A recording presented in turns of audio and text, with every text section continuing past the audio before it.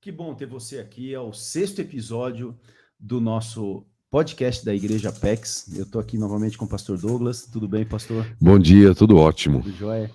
No último episódio, a gente falou muito sobre pecado. A gente levantou um problema aqui. E a Tenso, gente né? falou tenso, mas necessário para os nossos dias, né? Porque quando a gente trata de algo, quando a gente fala sobre aquilo, a solução é liberdade, a solução é uma vida plena, uma vida alegre, uma vida com propósito, né?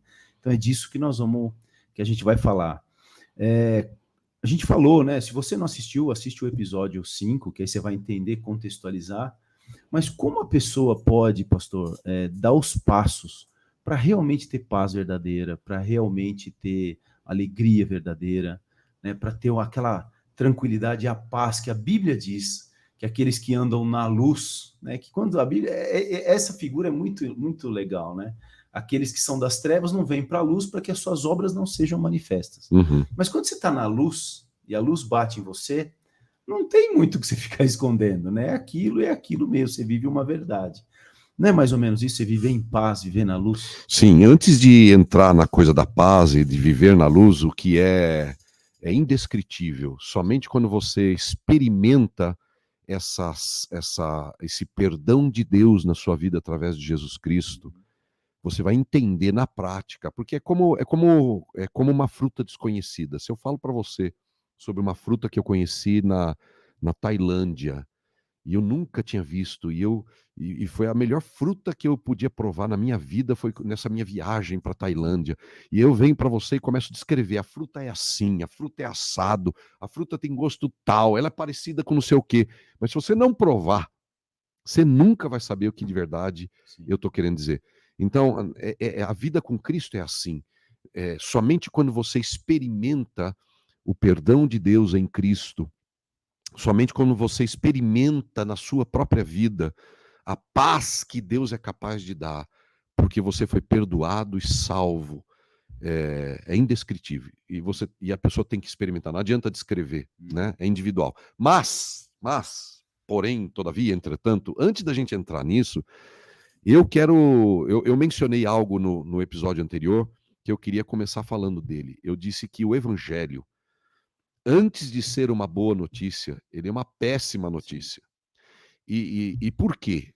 Por quê? Ele é uma péssima notícia, entre aspas, né? Ele sempre será boa notícia, porque a palavra evangelho, do latim, do grego, Boas evangelion, significa boas notícias ou boas novas, né? E de fato é uma boa notícia, mas para pensar nisso. Quando que uma boa notícia é valorizada? Por exemplo, uma boa notícia é valorizada quando alguém descobre uma doença mortal e depois de um tempo alguém dá a notícia para ela que ela está curada. Sim. Então é uma boa notícia. Quando um país está em guerra por X tempo e de repente os seus governantes fazem um acordo que a população não está sabendo, nem o mundo que o cerca está sabendo, mas de repente eles fizeram um acordo de paz e decidiram parar com a guerra. E a notícia vem de um gabinete. E aí começa a ser popularizada. Então chega-se uma boa notícia, mas antes da boa notícia, há uma doença. A boa notícia, para ser boa notícia, precisa ter um péssimo acontecimento. Não é verdade? Verdade.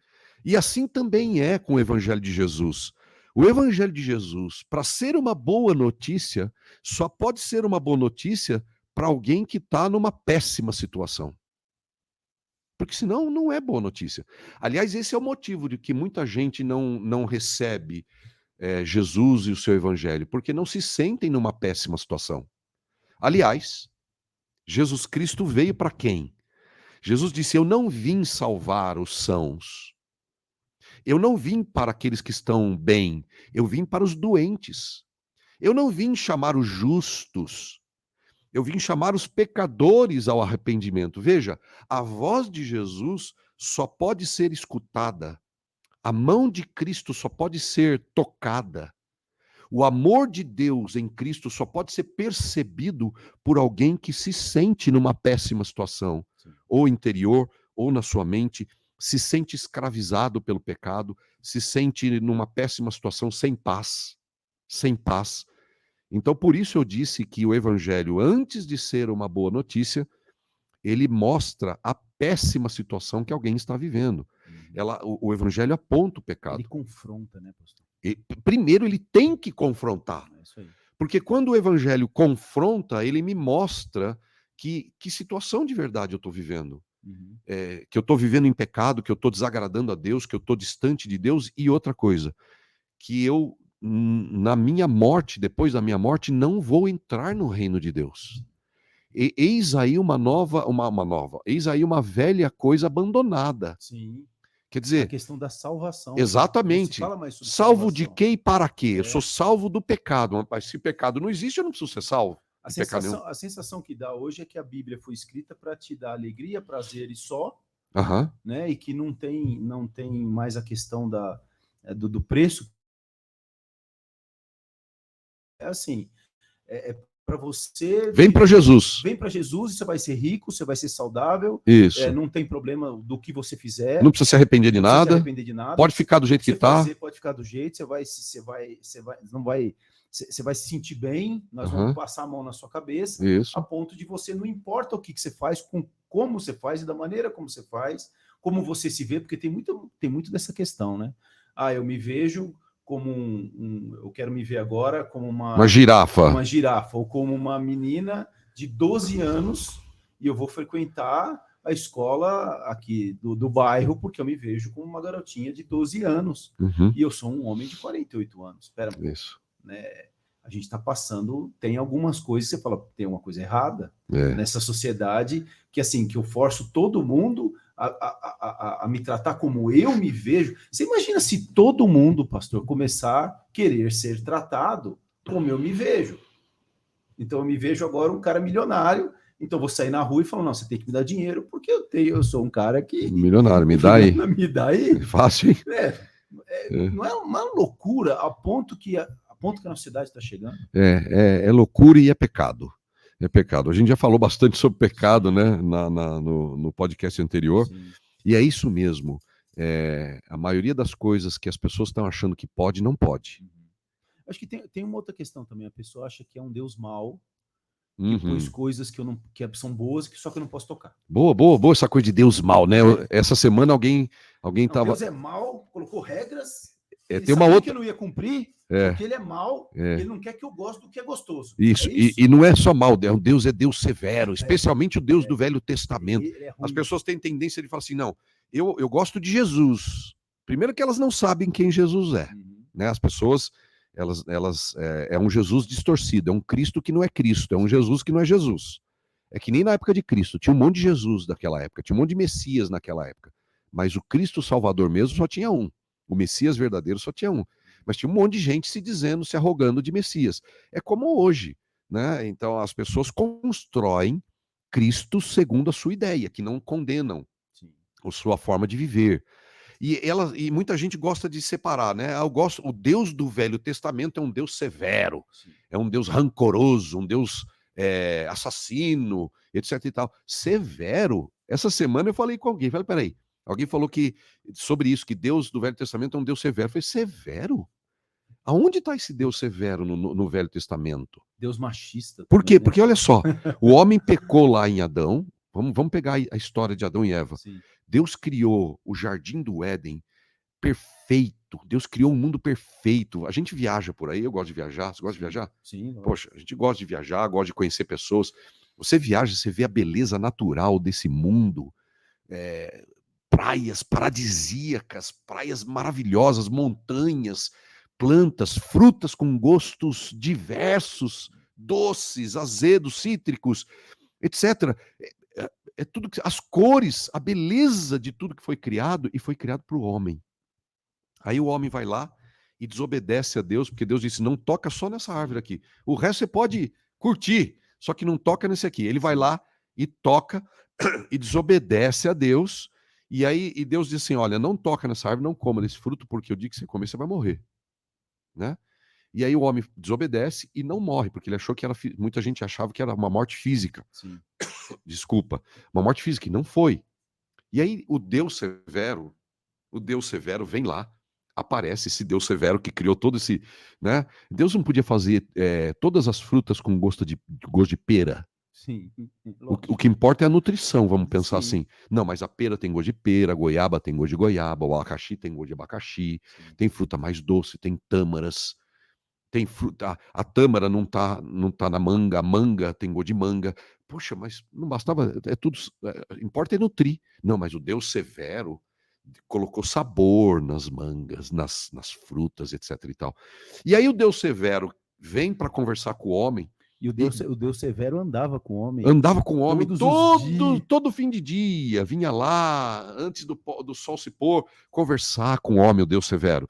E aí o Deus severo sabia que o homem tinha pecado, ele sabia, porque ele é onisciente, ele sabia, ele veio lá, igualzinho, o Deus severo, veio lá conversar com o homem, e o que descobre? Que o homem tinha pecado, desobedecido a Deus. E o Deus severo faz o quê?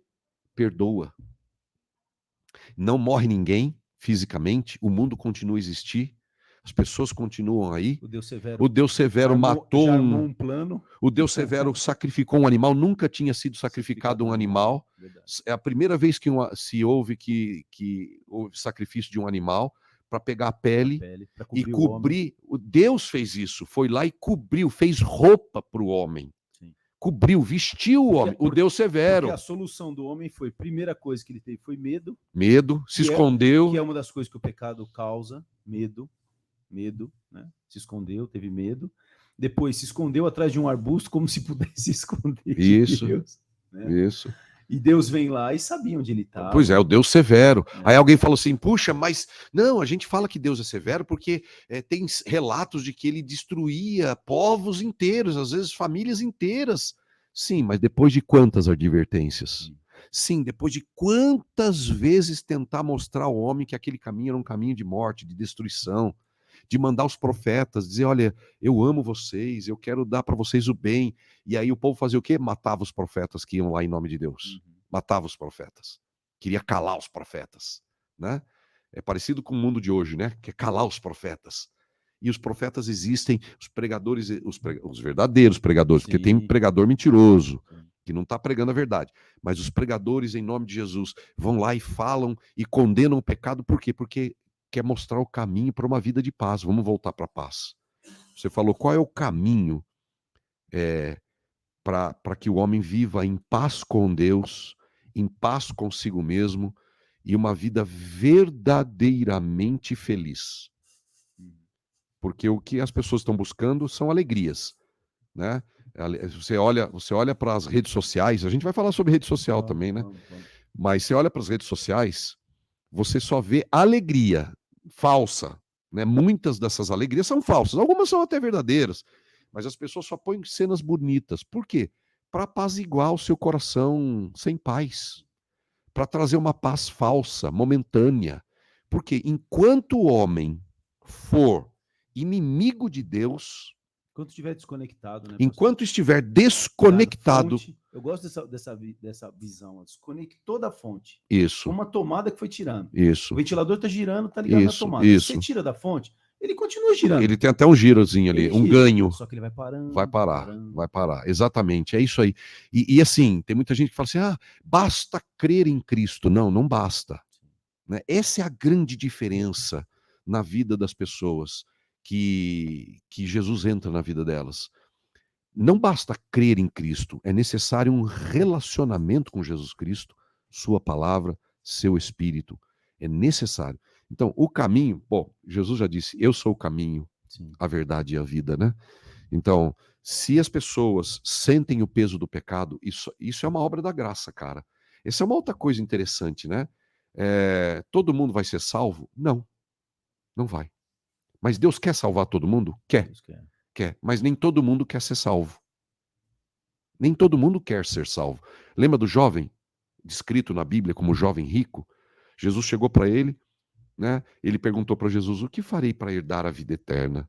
Olha, ele queria uma coisa boa. Ele queria algo que Jesus podia dar para ele de verdade. Vida eterna. Uma vida de paz. Uma vida eterna no reino de Deus. E aí ele falou, olha, Jesus disse, guarda os mandamentos. Ele falou, eu guardo os mandamentos desde a minha juventude. Ele falou, tá bom, então vai, vende tudo que você tem, dê aos pobres, depois vem e segue-me. O jovem ficou triste e foi embora. Foi embora porque não quis a salvação de Cristo, porque tinha que abrir mão de alguma coisa. Porque tinha que renunciar ao seu apego à matéria, ao dinheiro, às realizações, aos bens, ao orgulho. A segurança dele baseada no dinheiro. Sua falsa segurança. Exato. Então, veja, ele não quis abrir mão. E todos aqueles que não querem abrir mão do pecado para seguir a Jesus, não vão provar a salvação. Infelizmente. Mas isso não é culpa de Deus, é culpa da própria pessoa e de cada pessoa. Por isso que a salvação é uma obra da graça, mas tem uma participação do ser humano em se arrepender. Deus vem e fala contigo. E aí você tem que ter uma resposta. Jesus é o caminho, né? Por que Jesus morreu? Jesus morreu porque era necessário. Jesus não foi vítima de um mundo mau. As pessoas colocam um Cristo pichado, né? Um Cristo pichado, um Cristo caricato. Né? Aquele Cristo loiro, de olho azul, mentiroso, que isso não é Cristo. Né? Ele tinha pele escura e cabelos mais grossos. E a Bíblia diz provavelmente que não havia formosura. Né? Nenhuma formosura, não era nada belinho. Era alguém que... Porque a Bíblia fala que tinha pessoas belas, como José, por exemplo, do Egito. Sim. Né, como Davi. Sim. Mas a Bíblia não fala que Jesus era um homem atraente, bonito, aquele cara que chegou e parecia o imperador romano que passa e todo mundo olha. Não. Ele era uma pessoa que passava de maneira discreta. Comum. Era pessoa comum. E por que Jesus morreu? Ele morreu porque era necessário. Não foi vítima, como eu estava dizendo, não foi vítima da sociedade, não foi vítima de um mundo mau. Estava no plano de Deus. Ele cumpriu a vontade do Pai dele. Do Pai. Era a vontade de Deus que Jesus morresse pelo pecado da humanidade e pelos pecados das pessoas. Era necessário a morte de Cristo. Era o único jeito de os pecados serem perdoados. Era através do derramamento de sangue de alguém perfeito. E Jesus foi esse sacrifício perfeito.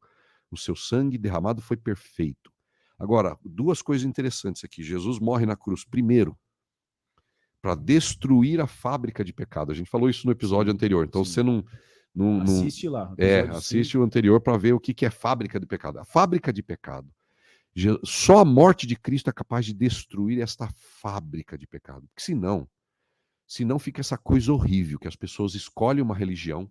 Eu escolhi a minha religião.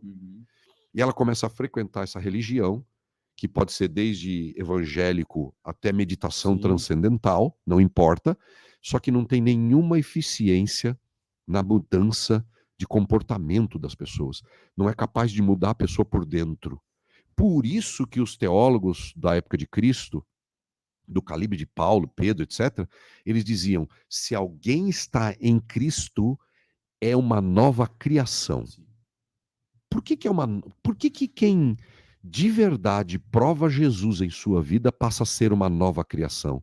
Porque a cruz de Cristo destrói a fábrica de pecado.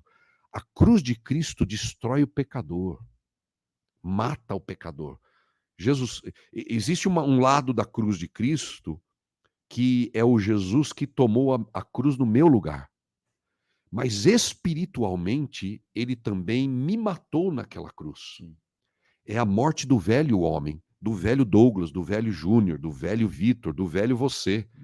A cruz de Cristo não só derrama sangue que perdoa os nossos pecados, mas a cruz de Cristo trata com a fábrica, destrói o pecador de uma vez para sempre. E pela ressurreição nos dá uma vida nova. Começa a fabricar novo produto. No lugar de fabricar pecados, depois da ressurreição de Cristo, passa a fabricar santidade, verdade. No lugar de fabricar mentira ou mentiras, começa a fabricar verdade. No lugar de fabricar prostituição, passa a fabricar fidelidade sexual, saúde sexual. No lugar de fabricar não limite, passa a fabricar domínio próprio, autocontrole. No lugar de glutonaria, passa a fabricar controle naquilo que eu como. Então, veja, no lugar de ódio, passa a fabricar amor. No lugar de rancor e amargura, passa a fabricar perdão, paz. No lugar de ira, bondade. Então, muda o ser humano. Jesus Cristo é o único que pode mudar a pessoa por dentro e definitivamente, e dar para ela uma vida eterna no mundo vindouro. É lindo isso, né? É lindo isso. É sensacional. Essa questão, né? As pessoas, elas também, hoje, elas pontuam um Jesus muito paz e amor. Mas Jesus não era esse paz e amor, né? Longe. Exemplo, vamos pegar o exemplo da mulher adúltera, né? Ele realmente não esmagou a cana que estava quebrada. Quer dizer, ela foi exposta, né? Aqueles fariseus foram lá, pegaram aquela mulher num ato de adultério. Só que é engraçado também que só trouxeram a mulher. Só trouxeram a mulher. É um mundo machista, né? Se pega a mulher num ato de adultério é porque ela tá com mais alguém. Alguém tinha que estar com ela. Alguém tinha que estar com ela ali. E ela é exposta no meio principalmente, você vê que tinham muitas pessoas ali, ela foi exposta publicamente, e lógico que eles queriam desafiar Jesus, né, publicamente, e Jesus vai lá, trata com o pecado não só dela, porque ele não chegou e falou assim, não, coitadinha, tá tudo bem, olha como vocês são machistas, né? Olha, ele não é esse apaziguador, o paz e amor que todo mundo acha. Não era. A Bíblia diz simplesmente que ele abaixou e falou assim, pode pegar a pedra e pode tacar aquele que não tiver pecado. Então não é que ele passou a mão na cabeça dela e falou assim, porque se realmente tivesse um homem ali que se sentisse justo, totalmente justo e sem pecado, ia jogar pedra. Ia jogar pedra. Ia jogar pedra e ia matar ela na frente dele, ou não ia? Eu estou errado na minha Não, com certeza. Ela ia ser morta. Com certeza. E era parte da lei, inclusive. Era parte da lei. E ele não ia poder falar nada, Jesus. Se tivesse um homem completamente justo, como ele ali. Ele era o único que podia jogar pedra nela. Ele era o único. Só que ele não jogou. Isso, por isso que ele disse, ninguém te condena, eu tampouco. Essa é a questão. Só que ele falou, mulher, vai e não peques mais. O que significa isso? Vá e mude de vida. É isso aí. Vá e mude de vida. Quer dizer, você viu que o que você tem plantado, por os caminhos que você tem andado, desconectada, né? Porque o pecado é essa desconexão. Sim. Olha onde te trouxe. Olha o ponto que você chegou. É exatamente isso. É uma excelente ideia, né? Jesus confronta quem está lá com a pedra na mão. Sim. Quem é que está aqui, está sem pecado, seja o primeiro a jogar pedra. Então Jesus apelou para o Supremo Tribunal Espiritual, que eu falei também no outro episódio. Nós temos a consciência como Supremo Tribunal. Então Jesus fez um apelo aos homens que estavam com a pedra na mão, com as pedras nas mãos, e apelou para o Supremo Tribunal Espiritual, na consciência dele, se alguém aqui está sem pecado, seja o primeiro a tirar pedra. Ou seja, nenhum deles tinha consciência pura. Nenhum deles que segurava a pedra tinha consciência tranquila. A consciência deles acusava. Por isso eles largaram a pedra. Sim. Mas a mulher também estava com a consciência culpada. Lógico. Né? E como você bem disse, ele confrontou esses e confrontou a pecadora também. Sim. Na verdade, todo mundo ali era pecador. Né? Se existia um santo ali, era só Jesus. E essa é a vocação do Evangelho de Jesus. Confrontar em amor, apontar o erro e apontar a solução. Sim. Outro exemplo que eu acho que lembro, acho que calha bem para a gente falar nesses dias, desse encontro com Cristo, que é libertador.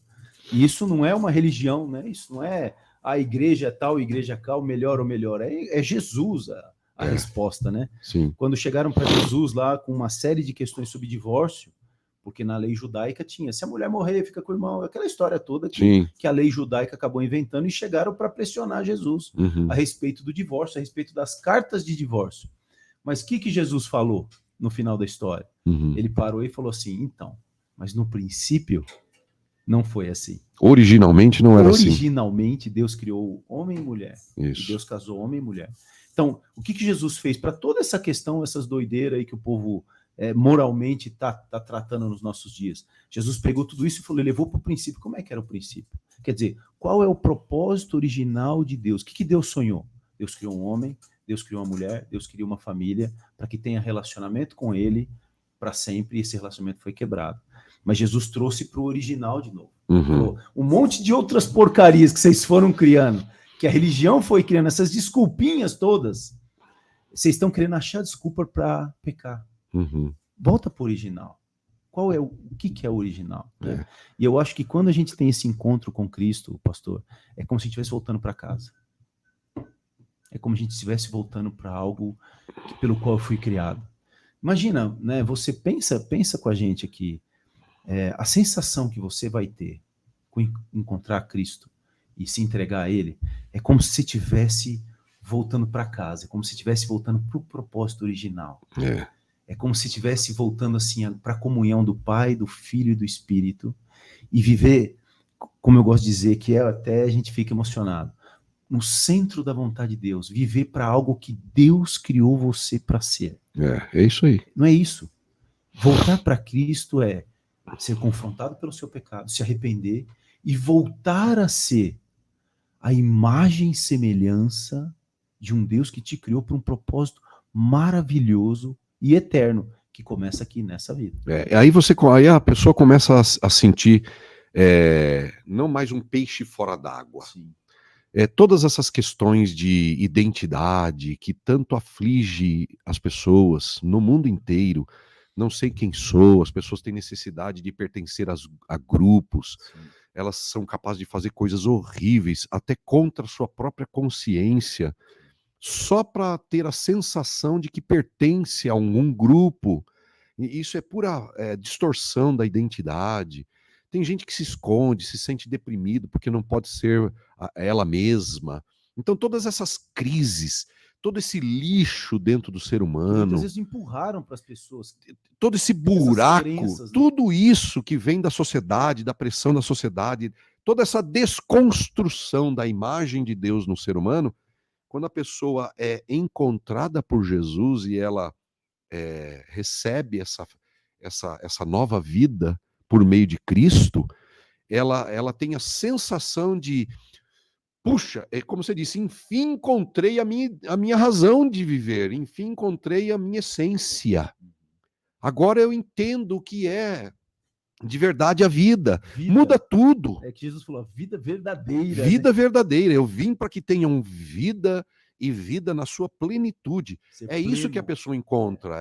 Ela fica livre da aprovação dos outros. Se os outros vão gostar, não vão gostar. Por quê? Porque não me importa mais doentiamente o que as pessoas pensam. Eu não vou viver nesse mundo para agradar ninguém mais. Agora eu sei que Deus me ama. Não precisa de um monte de lei falando para você o que você pode e não pode. Não pode, você tem lei dentro de você. Isso é bom, isso não é bom, e você ouve. E você dorme em paz. Você dorme em paz. Não fica escondendo mais. Não, você não fica procurando arbustos para se esconder. Você não precisa fugir de nada e de ninguém. Você não fica com medo. Você perde aquela sensação de medo que você não sabe de onde vem. Você se torna ousado, corajoso, enfrenta situações porque você sabe, você passa a saber e a descobrir que tem Deus, Criador do universo, morando em você. É como alguém escreveu na Bíblia, maior é o que está em mim do que aquele que está no mundo. Então, poxa, se eu tenho Deus do universo, Criador dos céus e da terra, Senhor de todas as coisas, habitando na minha vida e me dando uma sensação de plenitude, fazendo viver a vida de verdade, isso que a vida é. A pessoa descobre isso, é por isso que ela larga tudo. É por isso que ela não tem mais medo de nada. É por isso exatamente que os primeiros cristãos da história iam para aqueles coliseus, para as arenas, com tigres e leões, cantando, e eram devoradas, eram sacrificadas, e elas tinham paz. Por quê? Porque elas sabiam que iam para o mundo melhor, elas tinham Cristo dentro delas, elas tinham a verdadeira vida. O resto, o que é perder a vida aqui? Se eu sei que eu vou viver eternamente com Cristo no reino eterno, né? É isso. Não se resume mais só a essa vida. Né? Não, muda tudo. Muda a perspectiva da vida, mudam os valores. Os valores mudam, né? Se antes fazer o que tivesse que fazer para conquistar a riqueza, agora eu não preciso mais fazer o que tem que fazer. Que Deus cuida de mim o tempo todo. Deus passa a ser o meu provedor, meu cuidador, aquele que me provê, aquele que cuida de mim. E outra, eu não tenho mais esse apetite desenfreado de comprar carro, casa, só para provar para aquele tio chato, para aquele irmão. Que eu sou vencedor. Eu sou melhor que meu irmão que tem uma X5, eu sou melhor que eu comprei uma R não sei o quê, né? Então eu sou mais, eu sou essa necessidade de ser celebridade vai embora. Essa dependência química da pessoa com coisas e vai embora. Né? Aquela sensação depois de pecar, peca, depois se sente um lixo na madrugada mesmo. Para essa sensação de sentir-se lixo, sentir-se ninguém. Por quê? Porque agora vive... Se sente honrado, se sente valorizado. Né? O Vitor ia falar alguma coisa ali. Fala, Vitão. Pode falar. O senhor estava falando questão de compra, né? Bens materiais, né? Sim. E aí o senhor falou entre carros, tudo. Falei, pessoal que vê a imagem de um youtuber, um influencer e quer, eu quero ser igual, quero tantos seguidores. Quero morar em Alphaville. Isso enfim, aí. Quero fazer o meu 1 milhão e essa coisa toda. Essa necessidade. Vamos fazer 6 em 7. Isso, essa necessidade desenfreada por aprovação. Eu quero ser aprovado. Isso tudo vai embora. Vai embora. Você sente paz e você é capaz de viver feliz com o que você tem. É isso aí. Muito bom, pastor. Fiquem ligados para o próximo episódio, mas antes da gente terminar esse episódio, uma das outras coisas que eu acho maravilhoso em Jesus é que se a pessoa que está ouvindo a gente fala assim, mas eu não tive esse encontro ainda, como é que a pessoa faz, pastor? Porque a Bíblia também, isso é uma das passagens mais lindas que eu conheço nas Escrituras, quando perguntaram para Jesus, né, como é que eu falo com o Pai? E ele falou, vai para o seu quarto, entra no seu quarto, fecha a sua porta e fala com seu Pai. Esse é um dos caminhos, não é? Sim, Jesus é o único caminho, a verdade e a vida. E onde esse Jesus está? Esse Jesus está onde a palavra de Deus é pregada verdadeiramente. Sim. Por isso a necessidade da igreja. Igrejas saudáveis, porque tem igrejas doentes. Tem igrejas que estão tão doentes quanto a sociedade que vive sem Deus. Tem igrejas que estão doentes. Igreja doente só vai gerar gente mais doente. Então, igreja saudável é aquela que crê no Espírito Santo, crê em Jesus Cristo, no Deus Pai, prega a palavra, expõe a palavra, confronta o pecado, prega o evangelho que transforma. Né? Então é necessário, sim, Jesus está pronto para te receber de braços abertos no seu quarto em secreto, com certeza, te perdoar e te salvar agora. E aonde você vai ter um relacionamento com ele, mas ouvir a palavra é o que traz. É vital, vital. E é o que te leva ao arrependimento. É vital para você não somente provar essa salvação na sua plenitude, mas você crescer, porque e Deus, tem que crescer. Deixa uma coisa clara também. Deus escolheu a pregação do evangelho para a salvação. Exato. Não é isso? Exatamente. Né? Sem pregação do evangelho, sem salvação. O caminho de salvação é a pregação do evangelho. Então, você quer saber o que é o evangelho de verdade? Eu não sei das outras igrejas, então vou convidar você para estar com a gente na Igreja Apex. Igreja Apex, Rua Caçaquera, 437, no Tatuapé, próximo a Antônio de Barros. E os nossos cultos acontecem todos os domingos, às 10 da manhã, e também às 7 da noite, às 19 horas. E você é muito bem-vindo, porque lá é a sua casa. Isso aí. Nós vamos deixar aqui embaixo também na descrição do vídeo o endereço da igreja, todas as redes sociais. Fica com a gente até o próximo episódio. Obrigado, pastor. Valeu. A gente espera você.